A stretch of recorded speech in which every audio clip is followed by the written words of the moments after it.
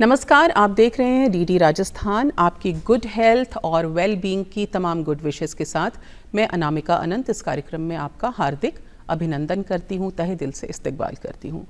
ये शो है hello doctor, जो हम आपके लिए लेकर आते हैं एवरी मंडे टू फ्राइडे, जहां आपकी सेहत से जुड़ी हुई बातें होती हैं।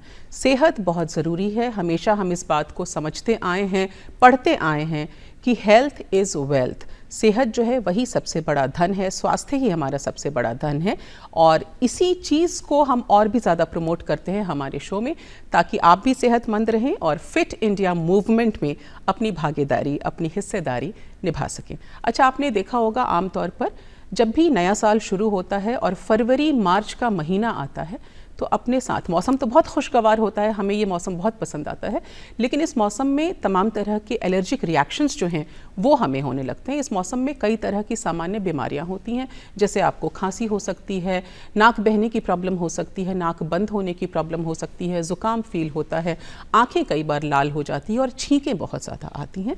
इन्हें हम सामान्य भाषा में बोलें तो ये एलर्जी होती है। तो एलर्जी क्यों हो जाती है, इससे बचने के उपाय क्या हैं, इसके लक्षण क्या हैं, इसका ट्रीटमेंट क्या है, इन सब के बारे में आज हम विस्तार से चर्चा करेंगे। स्टूडियो में हमारे साथ जुड़ गए हैं शहर के जाने माने पल्मोनोलॉजिस्ट डॉक्टर M.K. गुप्ता साहब। आप एलर्जी अस्थमा रोग विशेषज्ञ हैं। सर, बहुत बहुत स्वागत है आपका। कैसे हैं आप सर? मैं एकदम बढ़िया।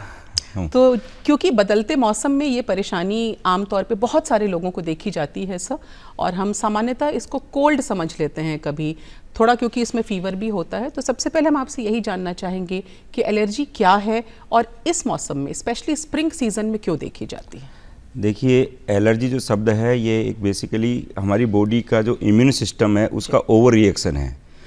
यानी हमारी बॉडी में जो इम्यून सिस्टम है उसका काम है कि बाहरी कोई भी चीज़ है, सपोज करो वो बैक्टीरिया है, वायरस है, या कोई भी हमारी बॉडी में चीज़ आती है, तो हमारी बॉडी में एक बहुत खास बात है कि वो हमारा इम्यून सिस्टम से लड़ता है, लड़ के उसको बाहर कर देता है थ्रू वेस्टेज के थ्रू या किसी और अन्य माध्यम से। लेकिन जिन लोगों में एलर्जी की बीमारी होती है उनमें वो जो इम्यून सिस्टम है वो ओवर एक्टिव हो जाता है और स्मार्ट हो जाता है, यानी कि जो नॉर्मल चीज़ है उसके प्रति भी रिएक्शन दिखाने लग जाता है। अच्छा। जो कि एक आम आदमी के लिए खाने की चीज़ जैसे दही है वो नॉर्मल चीज़ है, अगर वो रोटी खा रहा है नॉर्मल है, अगर वो पेड़ पौधों की हवा ले रहा है तो वो तो नॉर्मल चीज़ है हर आदमी के लिए। लेकिन जिन लोगों को एलर्जी होती है उनका जो इम्यून सिस्टम है, जो हमारी सेल्स है, लिम्फोसाइट्स है, आईजी एंटीबॉडी है और ईओसिनोफिल्स है, ये जो लड़ने का काम वो उसको ओवर रिएक्ट करती है, उस सामान्य चीज़ को भी अपना दुश्मन मान बैठती है और उसके साथ लड़ना शुरू करती है। उस लड़ने के फलस्वरूप जो रिलीज होते हैं स्टामिन्स, मास सेल्स फट के जो स्टामिन रिलीज हो जाता है वो रिएक्शन करता है, तो that is the allergic reaction. तो उस स्टामिन की वजह से हमारे सारे सिम्टम हमें आते हैं। तो एलर्जी बेसिकली नॉर्मल चीज़ के प्रति ओवर रिएक्शन है बॉडी का, इम्यून सिस्टम का, ये एलर्जी होती है। अब आप कहते हैं कि इस मौसम में क्यों होता है, बदलते मौसम में एलर्जी हम दो तरह से देखते हैं। एक हमारी होती है परनीन एलर्जी, वार्षिक एलर्जी, यानी कि जो हमेशा रहती है। कई लोगों को आपने देखा होगा कि हमेशा छींके, जुकाम, खांसी बनी रहती है। डस्ट के संपर्क में आएंगे तो जुकाम हो जाएगा, किसी परफ्यूम के किसी के संपर्क में आएगा तो जुकाम हो जाएगी, छींकें आने लग जाएंगी। वो वार्षिक है, यानी कि वो परनियल है, पूरे साल भर रहता है। एक होता है सीजनल एलर्जी। सीजनल एलर्जी वो होती है जो मौसम के बदलने की वजह से होती है। जैसे कि ये जो मौसम है ये ऐसा माना जाता है इसमें नए फूल पत्ती आते हैं तो परागकण ज़्यादा मात्रा में बनते हैं। तो इस जो मार्च अप्रैल का महीना है, फरवरी मार्च अप्रैल का महीना, एक इस महीने में एक बारिश के बाद कभी देखना जुलाई अगस्त सितंबर में भी ये सेम सिम्टम आते हैं। तो जो इस सीजन चेंज होने पे जो एलर्जी होती है, जो मुख्यतः है पोलन्स या फंगल स्पोर्स की वजह से होती है, उसको हम सीजनल एलर्जी कहते हैं। और इस मौसम की में जो घटने का कारण है वो पोलन्स है, परागकण। जो खेतों में इस समय नए पेड़ पौधे बनते हैं, नए फूल बनते हैं, उनके परागकण से जो एलर्जी होती है वो सीजनल एलर्जी, तो इस मौसम में इसलिए ज़्यादा होती है।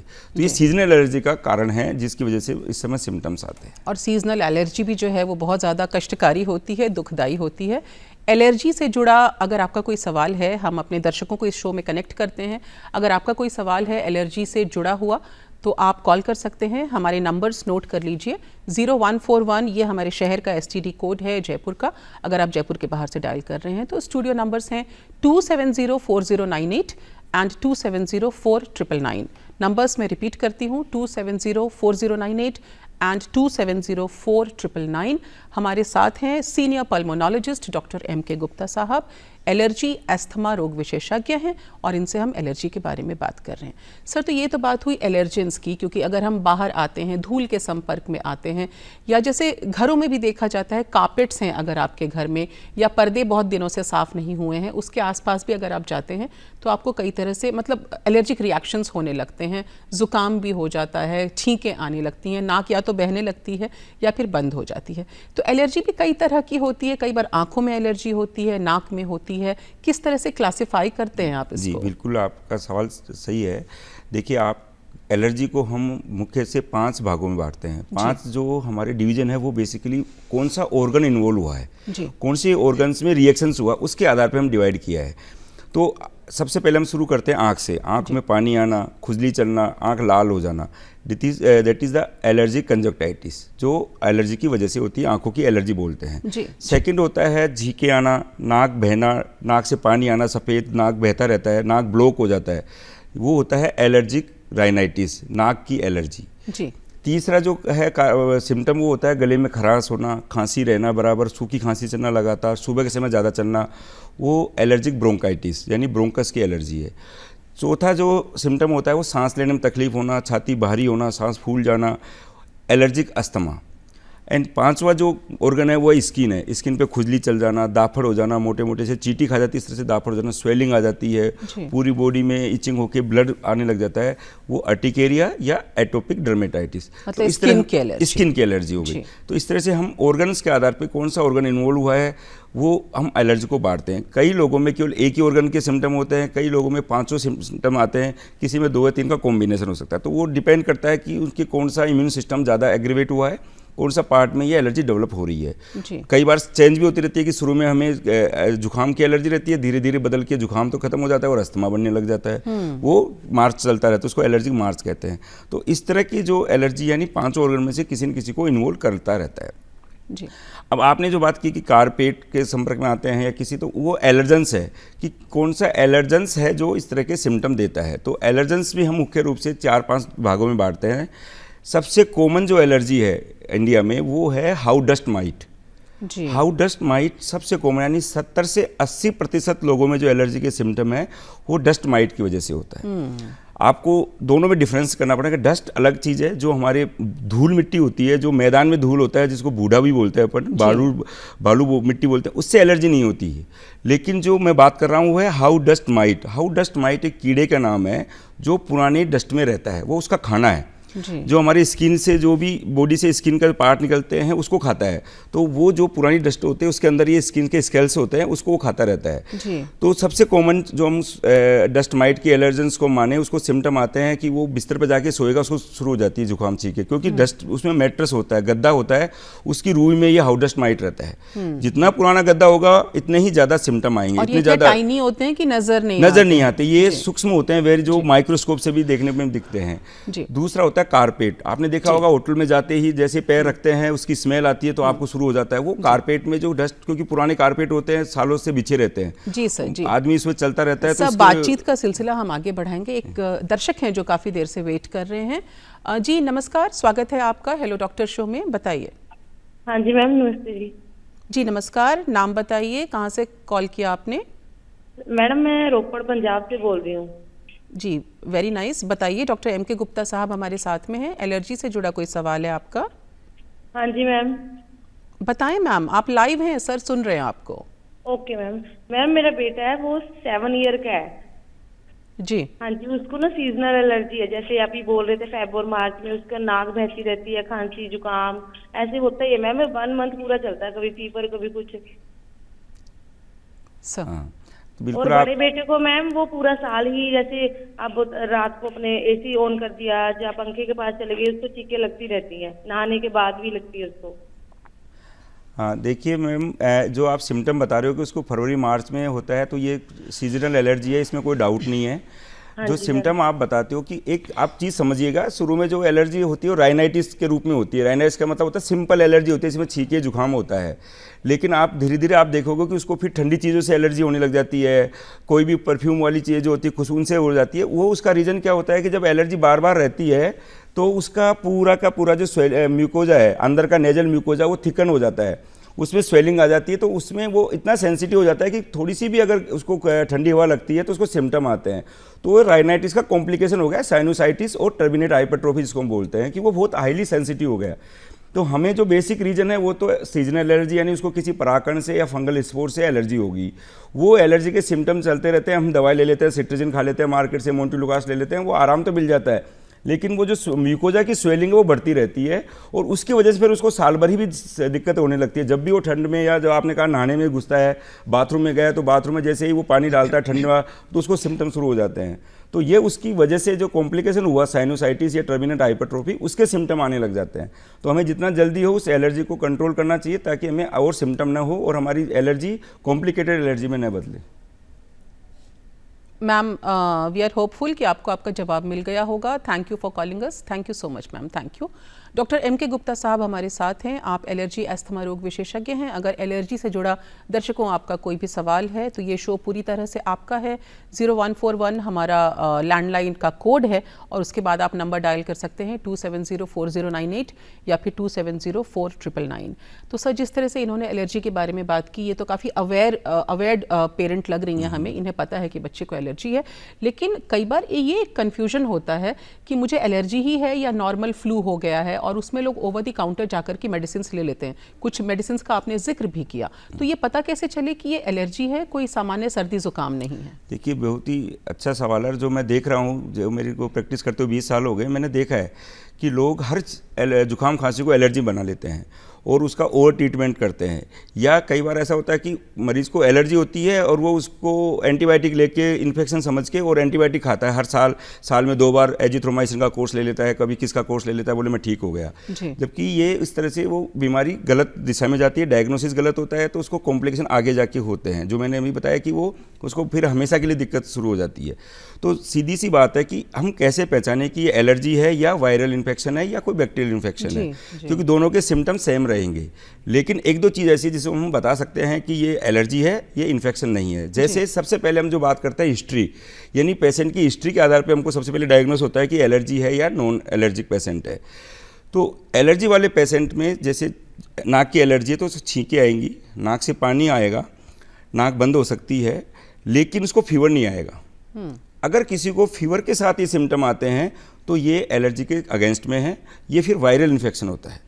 तो अगर उसको इस तरह के सिम्टम फीवर के साथ है, जो कि आमतौर पे 2 से 3 दिन का फीवर रहता है, फिर ऑटोमेटिक फीवर खत्म हो जाता है, तो वो सिंपली वायरल इन्फेक्शन होता है, वो एलर्जिक नहीं होता है।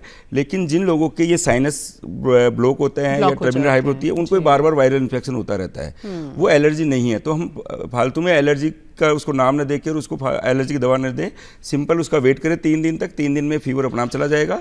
अगर हमें लगे कि फीवर कंट्रोल नहीं हो रहा है या ज़्यादा परेशान करे तो सिंपल पैरासीटामोल का टैबलेट ले ले, और एक कोई भी मेडिसिन जो भी आपको सिम्टम जुकाम की एंटीहिस्टामिनिक सेम आएगा, सिट्राजिन आपकी सिम्पल दवा है वो ले सकते हैं। ये हो गया इन्फेक्शन वाला। एलर्जी में जो होता है वो फीवर कभी नहीं आता है, केवल छींकें आएंगी, जुकाम होगा, नाक बंद होगी। और एलर्जी में दूसरा जो सबसे बड़ी बात है वो सीजनल होता है, जो मैंने बताया ना कि जब भी मौसम चेंज होगा तो होगा, बाकी टाइम वो बिल्कुल नॉर्मल रहेगा, बच्चे को कभी भी दिक्कत नहीं आएगी, वो पूरे साल भर ठीक रहेगा। जैसे फरवरी का 15 फरवरी का टाइम आता है, 15 फरवरी से 15 मार्च सबसे पीक टाइम होता है पोलन्स का। विशेष रूप से जयपुर में एक पोलन होता है, छलील का पेड़, बुलबुल जिसको बोलते हैं, होलोप्टीलिया इंट्रोगोफोलिया, वो बहुत काफ़ी मात्रा में है। तो आप देखिए कि कई लोगों को बिल्कुल फरवरी शुरू होते ही होता है और मार्च में खत्म हो जाता है, तो वो एक परागकण का एलर्जी है, उसके बाद कभी नहीं होगा, तो वो सीजनल एलर्जी हो गया। जी, तो वही बदलते मौसम की जो हम तो बात आपको कर अगर रहे इस तरह के सिम्टम है तो आप एलर्जी के, अगर आपको फीवर के साथ है तो वो इन्फेक्शन है। एक दर्शक और कनेक्ट हो गए हैं सर, इनसे बात कर लें। जी नमस्कार, स्वागत है आपका हेलो डॉक्टर में। जी मैडम नमस्ते, मैं नवल किशोर बैरवा उदयपुर से बोल रहा हूँ। जी जी, बहुत बहुत स्वागत है, बताइए अपना सवाल। धन्यवाद मैडम। मैडम मुझे जैसे मैं कहीं नई जगह में जाता हूँ, जैसे यह एलमीरा खोली, कुछ ऐसे कपड़ों से मुझे छींकें आती हैं, और ये अधिकतर बारिश के मौसम में ज्यादा होता है, तो क्या ये एलर्जी संबंधित है या किस तरह से, और इसके लिए क्या करूं मैं? बिल्कुल, आप जो बता रहे हो कि आपको कपड़े, पुराने कपड़ों को इनको टच करने से या बारिश के समय पे ये दिक्कत ज़्यादा होती है, तो देखो दोनों सिम्टम्स हो सकते हैं, दो तरह की एलर्जी के सिम्टम्स आप में मिक्स है कि आप सीजनल जो होता है कि बारिश के मौसम में परागण भी ज़्यादा होता है तो उसकी वजह से भी हो सकते हैं, और पुराने कपड़ों में डस्ट माइट जो मैंने बताया, या एक फंगस जो होता है ना, फंगल स्पोर्ट्स जो होते हैं जिसको सीलन जो आ जाती है घरों के अंदर, उसमें फंगल स्पोर्ट डेवलप हो जाते हैं। आपने देखा होगा ग्रीन कलर की एक लेयर बन जाती है घरों में जिनमें बारिश के बाद में, तो वो फंगस के स्पोर्ट्स आ जाते हैं इन्वायरमेंट में, उसकी वजह से भी दिक्कत हो सकती है। तो आपके सिम्टम तो एलर्जी के है, लेकिन कौन सा एलर्जन कर रहा है उसके लिए फिर आपको एलर्जी टेस्ट पे जाना पड़ेगा। वो हमें करेगा कि ये पोलन की एलर्जी है या फंगल स्पोर्ट्स की एलर्जी है, डस्ट माइट की। आपके तीनों के सिम्टम कॉमन है, तीनों सिम्टम हो सकते हैं, तो एलर्जी टेस्ट हमको डिटेक्ट करेगा कि कौन सा एलर्जन हमारे लिए जिम्मेदार है इस बीमारी के लिए, और हम उस एलर्जन के प्रति अवेयर होंगे, उसको प्रिवेंट करेंगे या उसके अगेंस्ट में एंटीबॉडी बनाते हैं जिसको इम्यूनोथेरेपी कहते हैं, वो हम चालू करेंगे तो आपके सिम्टम्स हमेशा के लिए चले जाएंगे, कभी दिक्कत नहीं आएगी। और कोई सवाल आपका?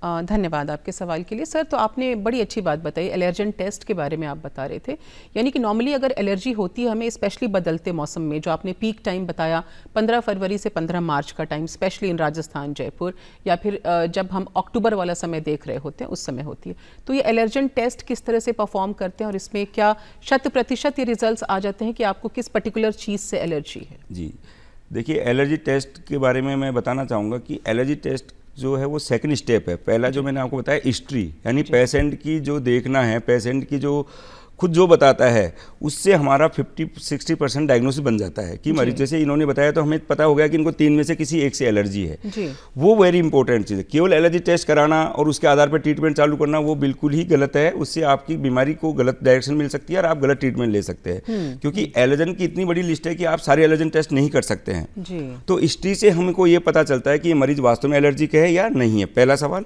दूसरा, हमको ये पता चलता है कि एलर्जी है तो सीजनल है, यानी पोलन से एलर्जी है या डस्ट माइट एलर्जी है या कोई इसको फंगल स्पोर्ट्स की एलर्जी है, कई बार पेट, डॉग से, कैट से, इनसे जो एलर्जी है वो तो सिम्टम नहीं है। तो उससे हमारा एक पूरा ढांचा बन जाता है कि इसको कौन सा एलर्जी टेस्ट कराना है हमें।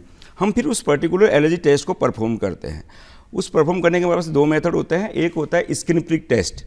स्किन प्रिक टेस्ट में हम क्या करते हैं, उस पर्टिकुलर एलर्जन को लेके बॉडी में टच कराते हैं। टच कराने के 15 मिनट हम वेट करते हैं, तो वो जो एलर्जन अगर पॉजिटिव होगा तो वो रेड अपना सर्किल बना लेता है और उसकी मोर देन 3 mm वो बढ़ जाता है, जितना लगाते हैं वो नेगेटिव से 3 mm बढ़ जाएगा। तो हम कहते हैं कि ये इसके साथ सेंसिटिव है। मेरा अलग अलग देख लीजिएगा, मैं एलर्जी नहीं बोल रहा, टेस्ट को सेंसिटिव बोल रहा हूँ। दोनों में फर्क होता है कि ये एलर्जी है या सेंसिटिविटी है। तो जो टेस्ट बताता है वो सेंसिटिव बताता है कि ये आदमी, ये व्यक्ति इस पर्टिकुलर एलर्जन के प्रति सेंसिटिव, अगर वो रेड हो गया तो, अगर वो नॉर्मल हो गया, खत्म हो गया, तो वो उस के प्रति एलर्जिक नहीं है।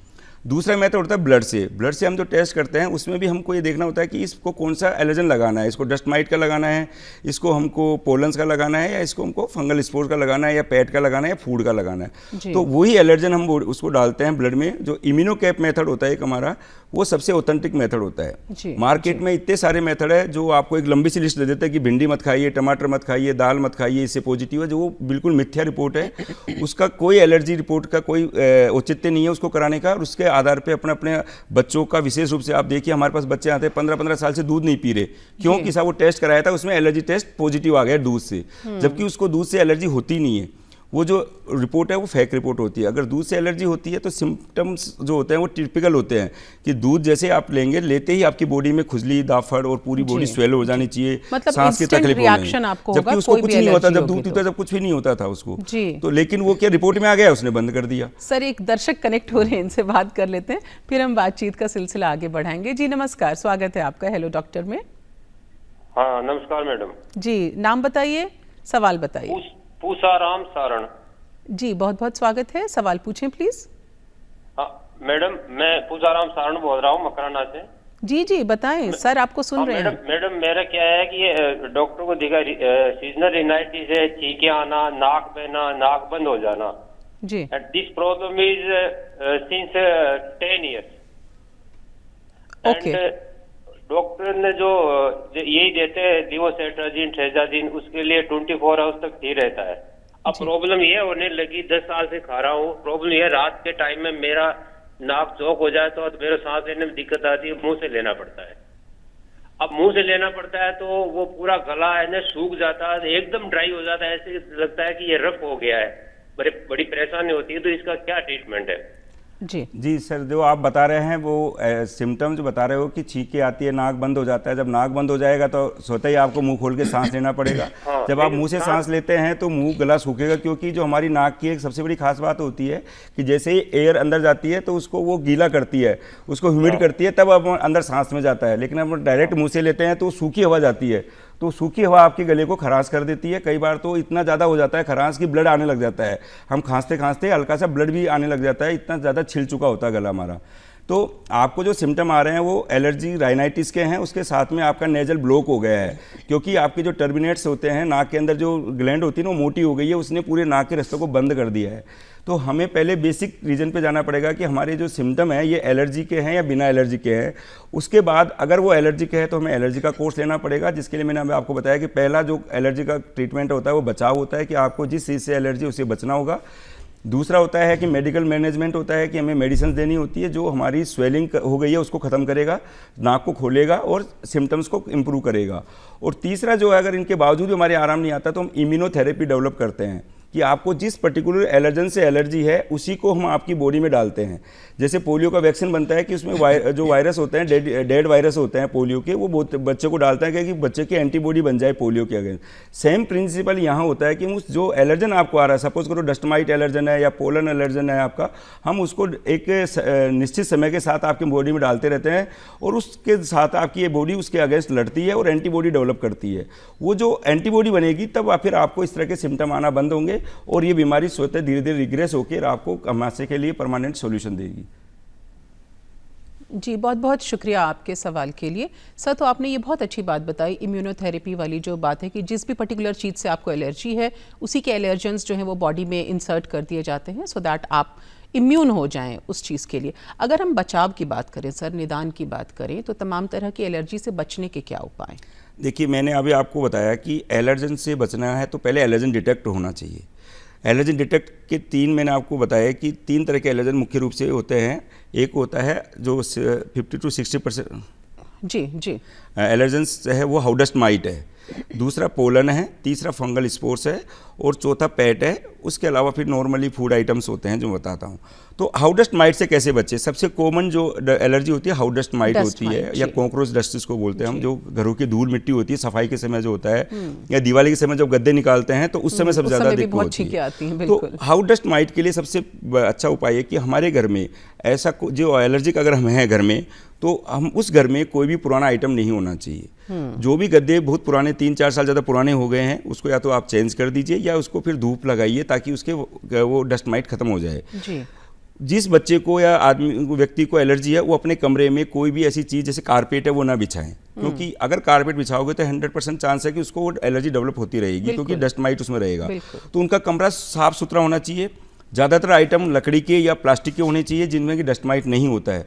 कोई भी फर वाले आइटम जैसे खिलौने हैं वो नहीं होने चाहिए, कारपेट नहीं होना चाहिए, कोई भी पुराना गद्दा नहीं होना चाहिए, पुराने सोफाज नहीं होने चाहिए उसके रूप में। इवन पेट्स को भी बहुत क्लीन रखें फिर। और चौथा है, अगर आप ऑफिस में काम करते हैं, फाइल्स आपके घर में है तो वो उस रूम में नहीं होनी चाहिए, क्योंकि उस फाइल जितनी पुरानी फाइल होती जाती है उसके अंदर वो सीलन होती है और वो डस्ट माइट डेवलप होता रहता है। तो ये काम पे कॉमन चीज है, इसको आप आराम से कर सकते हो। बस आपको अपने को अवेयर रहना है, पहले हमें देखना है कि हमें डस्ट माइट से एलर्जी तो नहीं है। अगर है तो आप इन चीज़ों को करेंगे, आपके 50-60% सिम्टम कंट्रोल हो जाएंगे। सर, एक दर्शक भी कनेक्ट हो गए, इनसे बात कर लें। नमस्कार, बताएं। जी क्विकली पूछिए सवाल। जी सवाल पूछिए, आप लाइव हैं सर, आपको सुन रहे हैं। सर, मेरा अस्थमा एलर्जी है जी, कई सालों से है। मेरी 52 साल उम्र हो गई, लगभग 25 साल से है सर। आपको नाक से दिक्कत होती है? नाक की एलर्जी रहती है ना? सांस की रहती है सर। आँख की? हाँ। सांस की तकलीफ? अस्थमा है आपको? हाँ, तो ये देखो, अस्थमा जो होता है वो एलर्जिक भी हो सकता है और नॉन एलर्जिक भी हो सकता है। आमूमन तौर पे सर, मैं 20 साल पहले जयपुर जांच करवाई थी। वो डॉक्टर थे वीरेंद्र सिंह शेखावत। हाँ, उससे कई दिन दवाई भी ली, उससे ठीक भी रहा मैं। पर गरीब आदमी सर बीच में पैसा की तंगी, दिहाड़ी मजदूरी करने वाला, कई दिन तो ली ठीक रहे हो, फिर बाद में मैं नोर हूँ मारूँ, नोर है नजदीक में, कुछ डॉक्टर से ली, अब मेरे को अगस्त सितंबर अक्टूबर में ज्यादा रहती है। हाँ, तो देखिए आपके सिम्टम जो बता रहे हो अस्थमा के हैं, सांस में तकलीफ होती है। अस्थमा मैं आपको बताना चाहता हूँ कि अस्थमा के दोनों तरीके से होता है, एक एलर्जिक अस्थमा होता है, एक नॉन एलर्जिक अस्थमा होता है। यह दूसरा रूप कई बार अस्थमा और सीओपीडी सेम सा होता है, जो दमा कहलाता है, वो बड़े आदमी में होता है, स्मोकिंग करने वाले लोगों में होता है। अब आप बता रहे हो मेरे को सितंबर अक्टूबर में ज़्यादा दिक्कत होती है, तो ये एलर्जी के फेवर में जा रहा है कि आप एलर्जिक अस्थमेटिक हो सकते हो। उसके लिए कंफर्म करने के लिए जो अगेन हमें एलर्जी टेस्ट पे जाना होगा। अगर हम वास्तव में पोलन एलर्जी है और अगस्त सितंबर अक्टूबर में आपको दिक्कत हो रही है, तो हम उस एलर्जन को अगर अवॉइड करें और उसके प्रति एंटीबॉडी डेवलप करें, तो आपका अस्थमा काफ़ी हद तक कंट्रोल हो जाएगा और आपको काफ़ी आराम मिलेगा। जी, बहुत बहुत धन्यवाद आपके सवाल के लिए सर। तो हम हमने डस्ट माइट की बात की, अब सेकंड हम बात करें पोलन्स की। पोलन्स में सबसे मुख्य होता है परागकण। परागकण होते हैं हमेशा पार्क में, जहाँ पेड़ पौधे होते हैं, फूलों में। तो अगर हमें एलर्जी है परागकण की, लेकिन ऐसे हिस्ट्री के आधार के बाद में हमको एलर्जी टेस्ट से पता करना पड़ेगा कि हमें कौन सा परागकण एलर्जिक है। तो जैसे मुख्य रूप से ग्रास होती है, वो एलर्जिक होती है। पेड़ होते हैं, बड़े ट्रीज होती है, जैसे नीम का पेड़ है, बबूल का पेड़ है, ये एलर्जिक होते हैं। या फिर जो खरपतवार जिसको बोलते हैं, अमरंथस जो होता है, जो आपके बारिश के बाद में उग जाता है, उसके परागकण बहुत ज़्यादा एलर्जिक होते हैं। तो अगर हमें इस तरह के सिम्टम्स, इनसे एलर्जी है, तो हमें पार्क में कम से कम जाना होगा, विशेष रूप से जब बदलते मौसम में। दूसरा, जब हम कार में जाएँ या कहीं जाएँ तो विंडो को बंद रखनी होगी, अदरवाइज वो एयर जो होती है उसमें पोलन्स होते हैं और वो हमारे को कॉन्टैक्ट में होता है। या बाइक पे जाएंगे तो पूरा कवर करके जाएंगे नाक को, आँख को, ताकि हमें कम से कम उसको पोलन्स को हम एक्सपोज ना हो। तो ये तमाम मेथड है जिसके द्वारा हम उस पोलन्स के प्रति अगेंस्ट अपन उसको बचा सकते हैं। फिर भी हमें लगता है कि हम नहीं पूरी तरह से उसको प्रोटेक्ट कर पा रहे, तो वैक्सीन इम्यूनोथेरेपी पे हमें जाना होता है। तीसरा होता है अगर हमें पेट से एलर्जी है, मान लो कि हमने टेस्ट किया और हमें पता चला कि कैट से इनका पॉजिटिव है और घर में कैट है, तो उसको हटाना होगा, क्योंकि उसके कोई इलाज नहीं है कि हम कैट को साथ रख के भी अगर उसके साथ रहेंगे तो डेली एक्सपोज होंगे। लेकिन टेस्ट कन्फर्मेटरी होना चाहिए आपका कि एक्चुअल में कैट से है या केवल बस हमको एक्सपोज होते हैं इसलिए हो जाता है, ऐसा बड़ा मुश्किल होता है। तो उसका टेस्ट होता है डेंडर्स का, कैट है, डॉग है, काऊ है, बफेलो है, हॉर्स है, रैट है, इनमें किसी भी डेंडर से आपको अगर एलर्जी है, क्योंकि उसके जो फर होते हैं और जो उसकी लेटरिंग होती है उसमें वो प्रोटीन होता है जो एलर्जिक होता है। तो उस पर्टिकुलर डेंडर्स की हमको एलर्जी टेस्ट करना होता है। पूरे पेट से हमें कोई दिक्कत नहीं होती, लेकिन उसकी जो वेस्टेज होता है, उसके मलमूत्र होता है, उससे सब ज़्यादा एलर्जिक होता है वो। और वो क्या डस्ट के अंदर जब वो कर देता है तो वो इन्वायरमेंट में आ जाता है, उसके बाद हमको एक्सपोज होता रहता है वो। तो ये तमाम तरीके हैं जिससे हम एलर्जी को अवॉइड कर सकते हैं। जी, तो सर आपने तमाम तरह की एलर्जी के बारे में बताया और साथ ही उनसे उपचार और बचाव के बारे में भी आपने बहुत बेहतरीन तरीके से तमाम बातों पे प्रकाश डाला। डॉक्टर एम के गुप्ता साहब, आप शो में आए हेलो डॉक्टर में और हेल्थ से जुड़ी सारी बातें आपने की, हमारा ज्ञानवर्धन किया। आपका बहुत बहुत शुक्रिया सर। धन्यवाद, आपने हमें बुलाया और जो मेरे से नॉलेज थी मैंने उसको शेयर किया। Thank you so much sir. और इसके साथ ही हम भी आपसे इजाज़त लेंगे। आज हेलो डॉक्टर में हमारे साथ जुड़े डॉक्टर एम के गुप्ता साहब, सीनियर पल्मोनोलॉजिस्ट यानी कि अस्थमा और एलर्जी रोग विशेषज्ञ। हमें उम्मीद है आपको आज का शो भी हमेशा की तरह पसंद आया होगा और ज्ञानवर्धक लगा होगा। तो आपकी अच्छी हेल्थ और गुड वेल बींग की तमाम गुड विशेस के साथ एक बार फिर से अनामिका आपको कहती है अपना ध्यान रखिए और देखते रहिए डीडी राजस्थान। नमस्कार।